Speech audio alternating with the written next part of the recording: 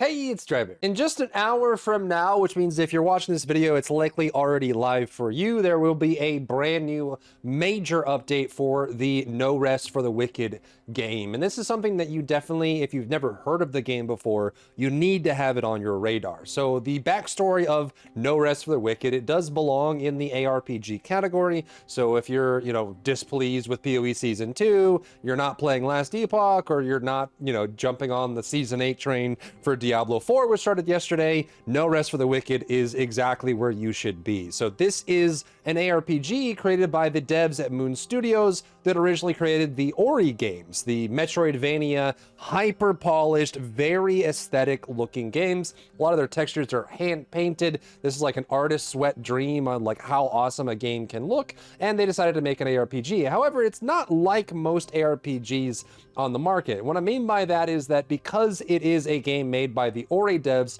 they wanted something that is beautiful and aesthetic, but also has elements of other genres. So you will have the gearing system, the progression system, and the like map and boss counter system that you would normally see in an ARPG. However, they've tried to work in their favorite parts of multiple different genres. So they heavily encourage exploration and like finding new ways to access new areas like you would in a Metroidvania, traversal, moving around the area and the map and taking things in. They also, it's as is a fad these days, but they are including a lot of Souls-like elements, locked animations where you commit to an attack, parry, block, dodge roll, reactionary things. So it's kind of like what PoE 2 is aiming at with the more slower methodical combat, but in this case, it is a lot more aesthetic in the way they implement. The game itself is not, it doesn't have like a pure class system like you would expect for an ARPG. It's more of a soft class system, which means you won't be choosing a class when you make your character, you will be creating your class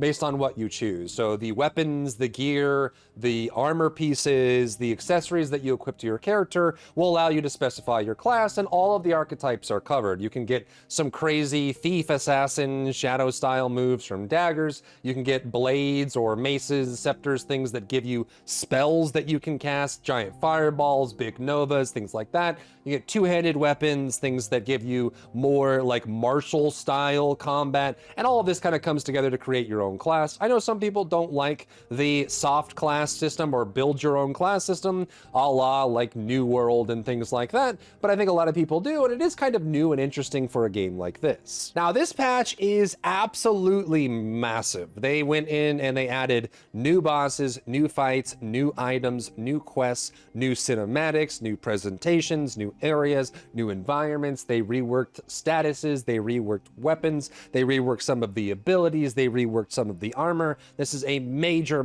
overhaul to the core system, and anyone that's played No Rest for the Wicked since it went into early access last year, just over a year ago, and I think it was last April that we ended up getting early access for this, or maybe just before that in March, and that will give us like a kind of baseline. And one of the biggest gripes I had with the last few versions of No Rest for the Wicked, or maybe the first two, because the last one did start adding this, is that it just didn't have any end game at all. Like they didn't, this is like them doing like double spacing to make it longer, but it is a long patch note overall. But yeah, they just didn't have anything that was endgame. They added in crucibles recently, they added in more endgame opportunities, and with this patch, the Breach, they're adding in even more. So if you've never played No Rest for the Wicked, you do still need to get the purchase to get into early access. They don't have any purchases after that if that's not what you care about. But I think that this would be like, if you've been waiting for a very big version of the game to finally come online, then this is your signal. Now, one of my absolute favorite things about any of the Moon Studio games is that it feels so unique and so interesting. The art style, the perspective is just so like finely tuned, and a lot of times you're just left in awe of like wondering like, what am I looking at? This is actually ridiculous. Like I said, their art style and their style development is one of a kind, and everything comes together. So I think you can have an amazing campaign experience in No Rest for the Wicked, and you will do a lot of stuff you aren't used to doing in ARPGs, right? They didn't want the procedurally generated areas of most ARPGs, where it's just a bunch of tiles slapped together. They want you to have that Metroidvania experience where you are like, you start out below an area, then you get on top of something, or you can swing to something, or you gain the ability to move from one spot to another, and you start unlocking secrets, brand new areas, items you didn't know existed, things that you could craft, which is super cool. So you have the Metroidvania style. You also have the super hard punishing Dark Souls or Souls-like style. I know that comes with its own connotation, but it really is, which is, at least in my eyes, high difficulty, highly punishing, you know, locked animation style action combat. And that is kind of what you're looking at here. And you'll see it a lot with the boss fights, dodging out of the way, trying to react to the right move at the right time,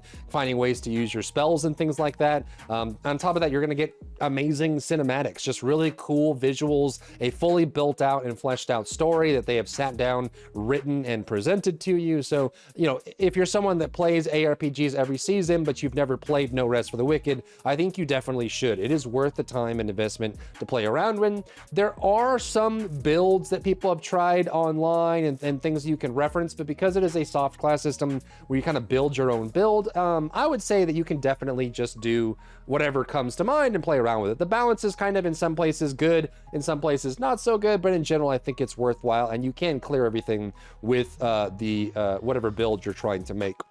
However, because it is such a hard, grueling style game, they're also adding in a hardcore mode, which means that it's permadeath. It's just like other ARPGs, but it feels so much more cinematic in this case because a lot of times in No Rest for the Wicked, it does feel like you're fighting for your life desperately, like you're screaming and crying, being dragged through the battlefield. Another thing I love about this is the connection to story and character. A lot of times you have some faceless nobody, some hero, some mixed angel, devil, exile character that's supposed to have crazy powers, and all of the characters that you play in this game are members of an elite faction that carry through, but the storytelling element really allows you to connect with the characters in ways you don't normally get to in ARPGs, and the cinematic element really adds to it as well. And I think, you know, now they're adding in their second or third end game system. They're starting to give more development. A bunch of new items have gone in, which opened up new build opportunities and combinations. I think if they keep adding to this game the way they have over the last year or so, they've done like 2 or 3 major updates, and this is probably the biggest one they've done to date. I think this game is going to easily become, you know, one of those staple core, you know, games that you remember playing or that you go back to play over and over. I don't know if they're going to get to like the system seasonal level of like a Path of Exile or Diablo or Last Epoch, but if they do, I think they will very easily become one of the competitors in that list, or maybe even on the top as well, because the core game experience for No Rest for the Wicked in a lot of cases is unmatched in my opinion. It's such an awesome game by default that if you can add in gameplay loops and end game systems and progression that make you want to keep playing over and over and over, I think all of this is just going to like sing and create a symphony that really makes this game one of a kind. Now that being said, I know ARPGs can be kind of daunting for a lot of people. I've thought about maybe doing some more